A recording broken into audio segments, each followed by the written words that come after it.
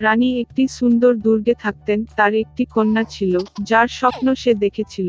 সন্তানের কালো চুল এবং সাদা ত্বক ছিল, অতএব তারা তাকে ডাকলেন স্নো হোয়াইট। এরপরেই রানী মারা গেলেন। রাজা দীর্ঘদিন শোক করলেন না। 1 বছর পরে তিনি নতুন রানীকে প্রাসাদে নিয়ে এসেছিলেন। তিনি সুন্দরী ছিলেন, তবে রাগ করেছিলেন। মহিলাটি তার সাথে একটি জাদু আয়না নিয়ে এসেছিল। প্রতিদিন তিনি তার প্রতিচ্ছবিটিকে প্রশংসা করেছিলেন এবং তাকে একটি প্রশ্ন জিজ্ঞাসা করেছিলেন, বিশ্বের সবচেয়ে সুন্দরীকে? আয়না সর্বদা কেবল সত্য বলেছে, অতএব এটি সততার সাথে রানীর সৌন্দর্যের প্রশংসা করেছে, এবং মহিলা সুখের সাথে সজ্জিত হয়েছে। স্নো হোয়াইট বৃদ্ধি পেয়েছে এবং প্রতি বছর তার সৌন্দর্য উজ্জ্বল করে, এবং এখন আয়নার সাথে কথা বলতে গিয়ে রানী প্রতিক্রিয়া শুনেছিলেন যে এখন তিনি বিশ্বের সবচেয়ে সুন্দরী নন। তবে স্নো হোয়াইট রানী নিজের প্রাসাদে এটি সহ্য করতে যাচ্ছিলেন না। তিনি তার বিশ্বস্ত দাসকে রাজকন্যাকে এক দুর্ভেদ্য ঝলকে নিয়ে যাওয়ার এবং হত্যা করার নির্দেশ দিয়েছিলেন, কিন্তু চাকর রানীর জন্য মিষ্টি মেয়েটিকে হত্যা করতে পারেনি। তিনি রাজকন্যাকে একটি অন্ধকার জঙ্গলে নিয়ে এসে তাকে ছেড়ে দিলেন, এবং সে নিজেই দুর্গে ফিরে এসে রানীকে জানিয়েছিল যে সে তার আদেশ অনুসরণ করেছে। দীর্ঘদিন ধরে রাজকন্যা বনের মধ্যে ঘুরে বেড়াত পথে সমস্ত ধরনের বনবাসী তাকে সহায়তা করেছিল। স্নো হোয়াইট তাদের প্রতি অত্যন্ত সদয় ছিল এবং তাই তারা দৃঢ় বন্ধু হয়ে উঠল। সন্ধ্যার দিকে রাজকন্যা দুর্ঘটনাক্রমে একটি ছোট্ট বাড়িতে হোঁচট খেয়েছিল। তিনি সেখানে গিয়ে দেখলেন যে বাড়িতে কেউ নেই। টেবিলটি 7 জনের জন্য সেট করা হয়েছিল এবং শোবার ঘরে 7টি খাট ছিল, এবং এই বাড়ির সমস্ত কিছুই খুব ছোট ছিল। সুতরাং স্নো হোয়াইট বুঝতে পেরেছিল যে এখানে 7টি ছোট মানুষ বাস করে। দীর্ঘ এবং কঠিন যাত্রা শেষে তিনি একটি বিছানায় শুয়ে পড়লেন এবং দ্রুত ঘুমিয়ে পড়লেন। 7 বামন গভীর রাতে বাড়ি ফিরেছিল। অপ্রত্যাশিত অতিথির উপস্থিতিতে তারা বিস্মিত হয়েছিল। স্লিপিং স্নো হোয়াইট এত মনোমুগ্ধকর ছিল যে বামরা তাকে ঘুমাতে দেওয়ার সিদ্ধান্ত নিয়েছিল এবং তাকে জাগিয়ে তুলেনি। সকাল এসেছে। স্নো হোয়াইট জেগে উঠল। 7টি বামন দেখে ভয় পেয়ে গেল, তবে তারা তার সাথে স্নেহশীল ছিল এবং মেয়েটি তার ঝামেলার কথা জানিয়েছিল। তারা তৎক্ষণাৎ স্নো হোয়াইটকে পছন্দ করেছিল এবং বামরা তাকে তাদের সাথে থাকার জন্য আমন্ত্রণ জানিয়েছিল। তদুপরি তিনি বাড়ির যত্ন নিতে, রাঁধুনি, ধোয়া এবং পরিষ্কার করতে রাজি হন। প্রতিদিন সকালে বামরা সোনা এবং মূল্যবান পাথর খনন করতে পাহাড়ে গিয়েছিল এবং গভীর রাতে ফিরে এসেছিল কাজের জন্য ছেড়ে। তারা স্নো হোয়াইটকে সতর্ক করেছিল যাতে সে দুষ্ট সৎমায়ের প্রতি ভয় পায় এবং অপরিচিতদের জন্য দরজা না খুলে দেয়।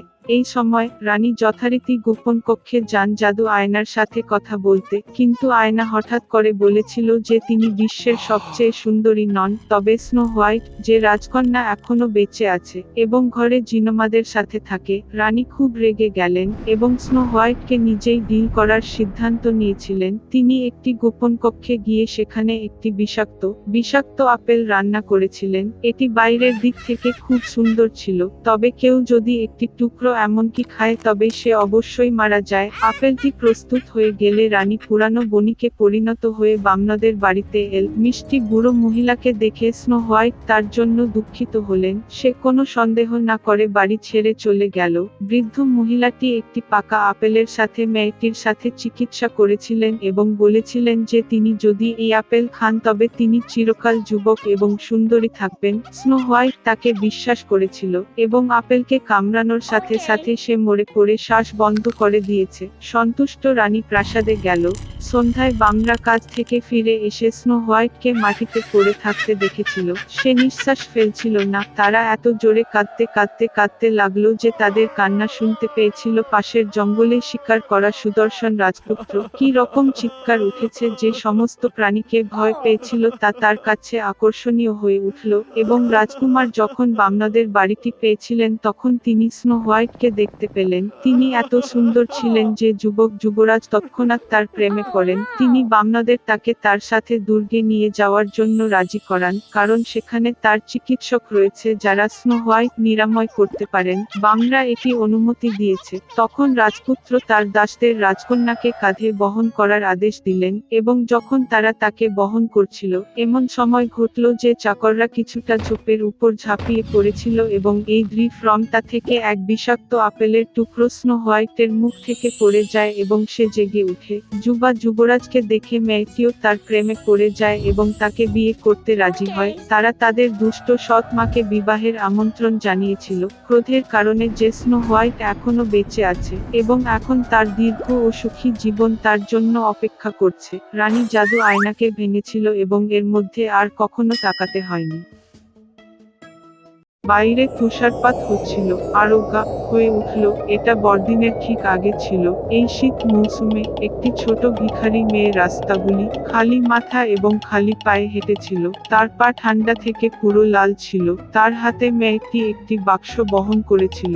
এটা একটু ম্যাচ সেলার ছিল। পুরো দিন ধরে তিনি একটিও ম্যাচ বিক্রি করেননি। যেহেতু মেয়েটির দিকে কেউ মনোযোগ দেয়নি, সে বাড়ি ফিরতে পারেনি, কারণ সেদিন সে এক পয়সাও সাহায্য করেনি। মেয়েটির আর রাস্তায় ঘুরে বেড়ানো ছাড়া উপায় ছিল না।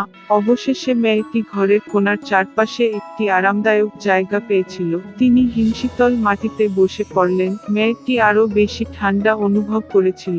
তার হাতগুলি সম্পূর্ণ হিমশীতল হয়ে গেছে এবং আঙুলগুলি শীত থেকে ব্যথিত হয়েছিল। তিনি এই ব্যথা আর নিতে পারেন না। মেয়েটি সাহসীভাবে একটি ম্যাচ বেরিয়েছিল। কাঁপতে কাঁপতে হাত দিয়ে সে দেয়ালের বিপক্ষে ম্যাচ মারল। ম্যাচটি উজ্জ্বলভাবে প্রজ্বলিত হয়েছিল এবং একটি ছোট্ট মোমবাতির মতো হালকা শিখায় জ্বলতে শুরু করে। দরিদ্র মেয়েটি হাত থেকে আঙুল গরম করার জন্য হাত থেকে অন্যদিকে সরিয়ে নিয়েছিল। তিনি নিজেকে একটি সুন্দর ঘরে একটি বড় অগ্নিকুণ্ডের পাশে বসে কল্পনা করেছিলেন। এটি মেয়েটিকে আরো গরম করে তুলেছিল। কিন্তু হঠাৎ শিখা বেরিয়ে গেল, অগ্নিকুণ্ড অদৃশ্য হয়ে গেল এবং কেবল একটি পোড়া ম্যাচেই তার হাতে রইল। মেয়েটি আর একটি ম্যাচ জ্বেলেছিল, বাতাসকে প্রবাহিত হতে বাধা দিতে। খারাপ জিনিসটি প্রাচীরের দিকে মুখ করে। মেয়েটি ম্যাচের দিকে তাকালো এবং প্রাচীরটি হঠাৎ অদৃশ্য হয়ে গেল। তার চোখের সামনে একটি বিশাল মার্জিত ঘর হাজির। তুষার সাদা টেবিল ক্লথ সহ একটি সেট টেবিলে অনেকগুলি বিভিন্ন খাবার ছিল।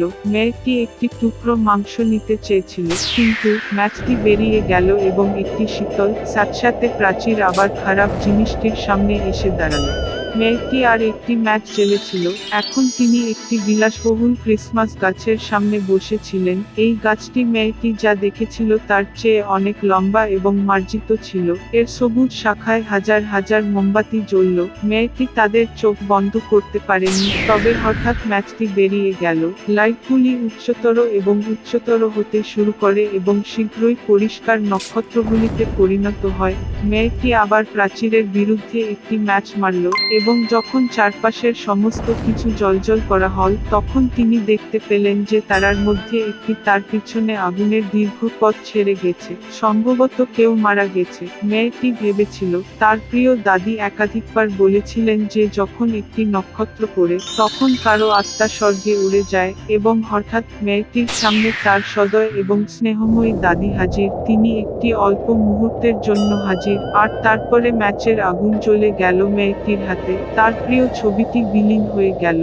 মেয়েটি তাড়াহুড়ো করে প্যাকের বাকি সমস্ত ম্যাচ খেয়ে ফেলেছে, কেবল আবার তার দাদিকে দেখতে। ম্যাচগুলি এত অন্ধভাবে ভাসিয়েছিল যে এটি দিনের চেয়ে উজ্জ্বল হয়ে ওঠে। দাদি আবার মেয়েটির সামনে হাজির। সে এখনকার মতো তাকে আর কখনো সুন্দর দেখেনি। মেয়েটি স্বপ্ন দেখেছিল যে এটি কখনো শেষ হবে না। দাদি তার নাতনিকে হাত ধরে নিয়ে গেল এবং তারা একসাথে আকাশে উড়ে গেল, যেখানে কোনো ক্ষুধা নেই, কোনো শীত নেই, ভয় নেই। ছোট মেয়েটি অসাধারণ ভালো লাগছিল এবং ঠিক সেই মুহূর্তে একটি তারকা আকাশ জুড়ে উড়ে গেল। হিমশীতল সকালে বাড়ির কোণার চারপাশে তারা একটি ছোট্ট মেয়েকে দেয়ালের নিচে পড়ে থাকতে দেখল। তার চোখ বন্ধ ছিল, তার গালে একটা ব্লাশ খেলেছে, একটি স্নেহময় হাসি তার মুখ আলোকিত। মেয়েটির আশেপাশে প্রচুর পোড়া ম্যাচ ছিল। সে কি অলৌকিক ঘটনাগুলি দেখেছিল তা কারোই ধারণা ছিল না এবং তারা কি সুন্দরতার মধ্যে এই বড়দিনের রাতে তাদের নানির সাথে দেখা করেছিল।